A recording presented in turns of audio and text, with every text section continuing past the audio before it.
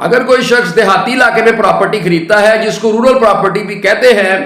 اور اس کی جو ہے وہ رجسٹری کروانا چاہتا ہے تو اس پر جو رجسٹری کے اخراجات ہیں اس پراپرٹی کی مالک کے حساب سے جو اس رجسٹری میں لکھے جاتے ہیں اس پر جو ہے وہ لاگو ہوتے ہیں،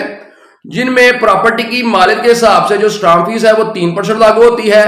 اور اگر پراپرٹی کی جو مالک ہے وہ 5 لاکھ روپے تک ہو تو اس پر جو رجسٹریشن فیس ہے وہ 500 روپے،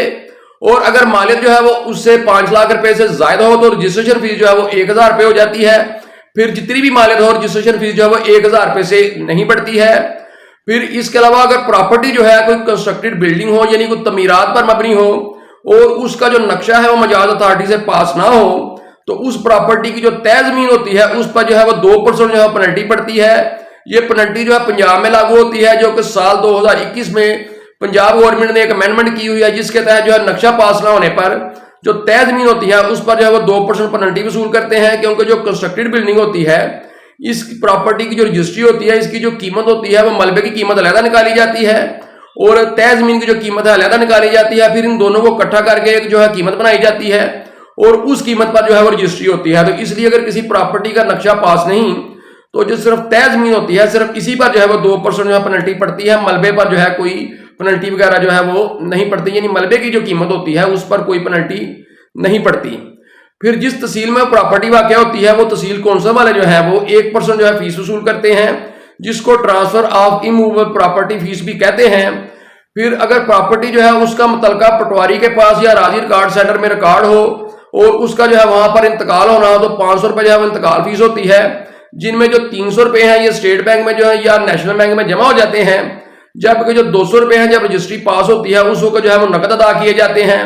پھر ایک بڑی پرانی فیس چل رہی ہے جس کو تقابلہ فیس کہتے ہیں جو کہ 100 روپے ہے۔ پھر پنجاب میں پنجاب لینڈ ریکارڈ اتھارٹی والے جو ہے وہ ہر رجسٹری پہ 1300 روپے جو ہے وہ سروس چارجز وصول کرتے ہیں۔ پھر اس کے علاوہ جو FBR والے ہیں یہ ہر رجسٹری پر جو خریدار ہوتا ہے اس سے 236K کے تحت اگر وہ فائلر ہو تو 3%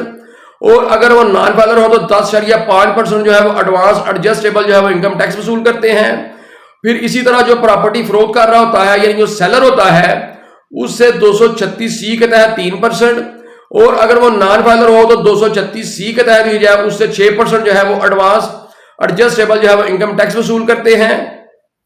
تو اس طرح یہ آپ کی جو پراپرٹی ہے آپ نے اگر دیہاتی علاقے میں رورل پراپرٹی جو کوئی ہے اس کی رجسٹری کروانی ہے تو یہ اس پر سرکاری اخراجات ہوتے ہیں،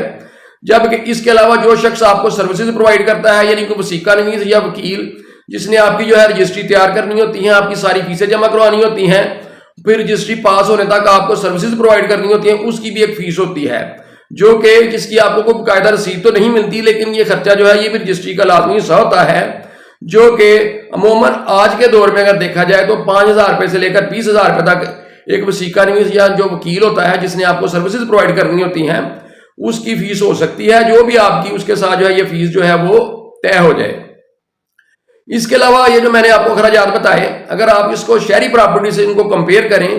تو شہری پراپرٹی اور جو دیہاتی پراپرٹی ہے ان میں صرف ایک ہی بنیادی فرق ہے جو کہ اسٹامپ فیس کا ہے۔ شہری پراپرٹی میں اسٹامپ فیس جو ہے وہ 1% ہوتا ہے،